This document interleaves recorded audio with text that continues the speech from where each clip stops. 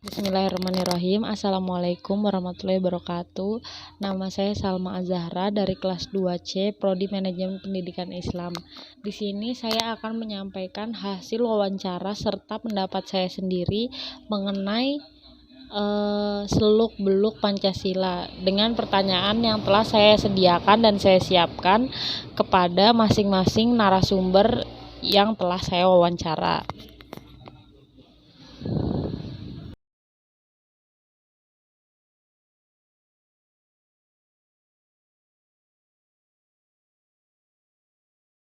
Menurut saya, apapun penyebabnya dan bagaimanapun dampak yang dihasilkan, tidak boleh melanggar prinsip-prinsip hak asasi manusia. Walaupun rakyat dan pemerintah sendiri mengalami dampak dari pandemi COVID-19 yang darurat ini, tidak bisa dijadikan sebagai alasan untuk menghilangkan hak asasi manusia.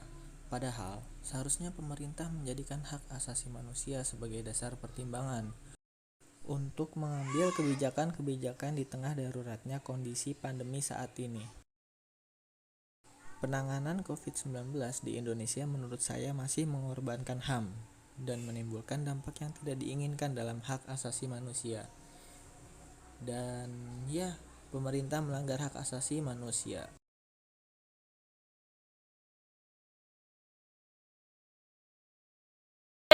Pancasila sebagai dasar negara dan asas dari setiap hukum yang ada di Indonesia. Apa arti Pancasila bagi saya? Baik, oke. Semua orang tahu bahwa Pancasila itu adalah ideologi bangsa. Dan saya merasa bahwa Pancasila itu ideologi terbaik di antara ideologi-ideologi lain. Keharmonian, ketegasan, kemakmuran, kejujuran, keadilan, semua hal baik terangkum dalam Pancasila. Gak ada yang bisa compare dengan Pancasila, itu gak ada. Ideologi terbaik menurut saya. Menurut saya sendiri, Pancasila itu sebenarnya powerful. Pancasila bisa mengubah segalanya. Orang lain mengatakan, gimana sih cara kita bisa merubah watak kita? Cara kita bisa merubah Indonesia menuju lebih baik. Hanya satu yang bisa saya jawab. Menurut saya, hanya tinggal menanamkan nilai-nilai Pancasila tersebut. Jika anak bangsa, dari mulai presiden, pejabat, DPR, sampai rakyat biasa bisa menanamkan nilai-nilai Pancasila, saya yakin Indonesia akan lebih lagi dibanding Indonesia yang sekarang. Indonesia yang lebih maju, Indonesia yang lebih makmur.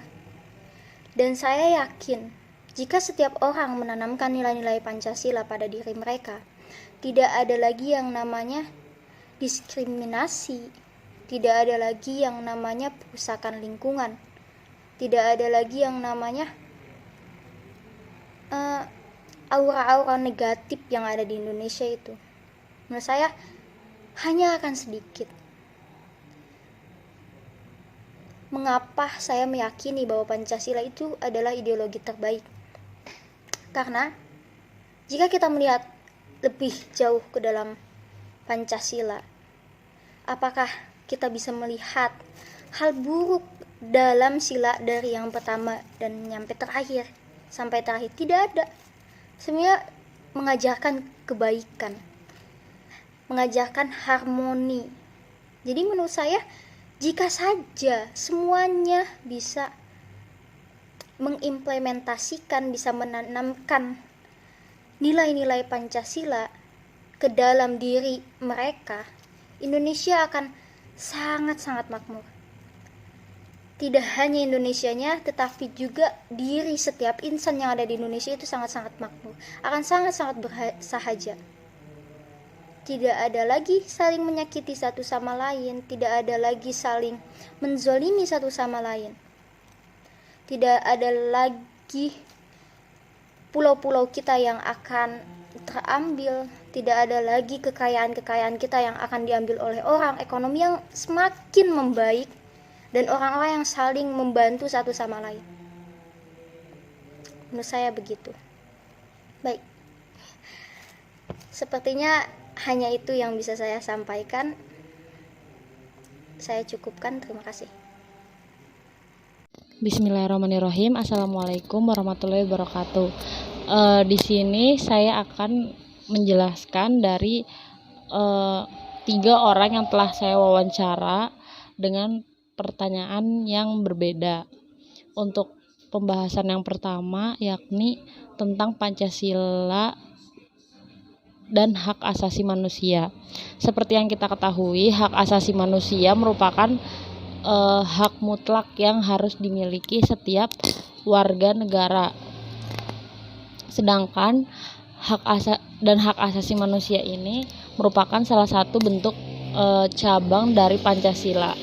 Nah, dalam kasus ini seperti saat ini kasus pandemi yang melanda seluruh dunia menyebabkan banyak berjatuhannya korban. Pada saat ini hak asasi manusia menurut saya telah dilanggar di saat seperti ini. Padahal harusnya hak asasi manusia itu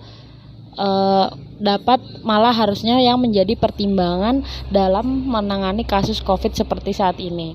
Contoh dari penanganan kasus COVID yaitu bocornya data-data dari pasien yang terkena COVID, sehingga karena mungkin pendidikan dan pengetahuan masyarakat yang masih awam tentang corona, jadi orang-orang ini walaupun yang sudah terjangkit corona ini sudah sembuh dari penyakitnya tetap merasakan seperti dikucilkan gitu. Jadi menurut saya hak asasi manusia di Indonesia ini masih sangatlah kurang. Untuk kedepannya menurut saya hal-hal yang harus dilakukan adalah menjaga kerahasiaan data pasien COVID dan lebih mempertimbangkan HAM atau hak asasi manusia dalam penanganan kasus COVID-19 ini. Dan untuk pertanyaan selanjutnya dan pembahasannya yaitu bagaimana Pancasila di hadapan kaum milenial. Dari yang saya simpulkan terhadap 2 teman saya tadi, Pancasila merupakan hak dan sebagai dasar hukum yang digunakan di Indonesia. Karena Pancasila dinilai yang paling mutlak serta yang paling demokratis dan yang paling unggul di antara hukum-hukum yang lain dan menjadi hukum yang utama di Indonesia. Menurut saya Pancasila itu adalah sumber dari segala hukum maupun peraturan yang ada di Indonesia. Pancasila wajib menjadi satu hal penting dan tidak dapat dirubah keberadaannya bagaimanapun caranya. Karena Indonesia adalah Pancasila dan Pancasila adalah Indonesia. Saya Salma Azahra selaku host dan juga sebagai pewawancara dalam video kali ini mengucapkan terima kasih sebesar-besarnya yang telah menonton, dan apabila ada kritik atau saran bisa sampaikan di kolom komentar atau ada yang ingin menyanggah dan menyampaikan pendapatnya. Sekian dari saya. Wassalamualaikum warahmatullahi wabarakatuh.